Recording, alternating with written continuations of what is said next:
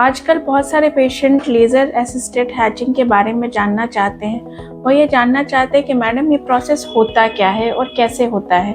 तो मैं ये बताना चाहूँगी कि हम जो भ्रूण का आउटर कवरिंग होता है, भ्रूण का जो आउटर कवरिंग होता है उसमें लेज़र द्वारा एक छेद की जाती है, वो मशीन द्वारा की जाती है, ताकि जो अंदर का जो भ्रूण है या ब्लास्ट है उसका वो जाके हमारे बच्चेदानी में, मरीज के बच्चेदानी में जाके बहुत अच्छे तरह से चिपक जाए।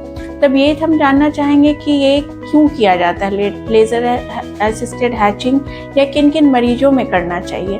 हर एक मरीज़ में लेज़र असिस्टेड हैचिंग की ज़रूरत नहीं पड़ती है। उस मरीज में या उस ब्लास्ट में लेज़र असिस्टेड हैचिंग की ज़रूरत पड़ती है जिसका ज़ोना पेलुसिडा थोड़ा मोटा हो, या उसकी आउटर कवरिंग जिसको हम बोल सकते हैं वो थोड़ी मोटी हो। उसमें लेज़र असिस्टेड हैचिंग अगर की जाए तो जो ब्लास्ट है वो बाहर निकलने में उसे ज़्यादा आसानी होती है। अब ये कब करना है? यूजुअली जब रिकरेंट इम्प्लांटेशन फेलियर होने लगते हैं या जो IVF फेलियर्स के चांसेस बढ़ने लगते हैं, तो हमें कोई और कारण नहीं दिखता है, तब पेशेंट को हम लेज़र असिस्टेड हैचिंग के बारे में बताते हैं और ज़रूरत पड़ने पर करते हैं। पर ये प्रक्रिया कितनी कारगर होगी अभी तक स्टडीड नहीं है। तो अब हमारे पेशेंट कभी कभी ये जानना चाहेंगे कि क्या लेज़र असिस्टेड हैचिंग से उनका जो भ्रूण होता है उस पर प्रभाव कोई पड़ता है या नहीं, वो डैमेज ये लेज़र करता है कि नहीं। ये भी बहुत ज़्यादा स्टडीड नहीं है, या लेटर आउटकम अगर जो बच्चा होता है after laser assisted hatching embryos से, वो बच्चों पे कितना प्रभाव पड़ता है ये भी अभी तक साइंटिफिकली स्टडीड नहीं किया गया है।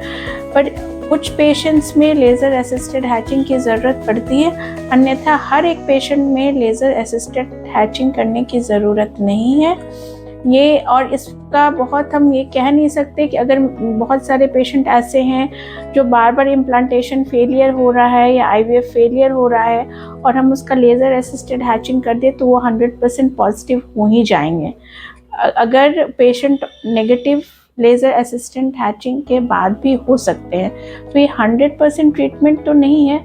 बट अगर पेशेंट का चॉइस है, उनको उस चीज़ के बारे में बताते हुए, अगर किसी पेशेंट का ज़्यादा एज है, उनका ज़ोना बहुत थिक है या बार बार IVF फेलियर हो रहा है, तो लेज़र असिस्टेड हैचिंग ट्राई करना चाहिए।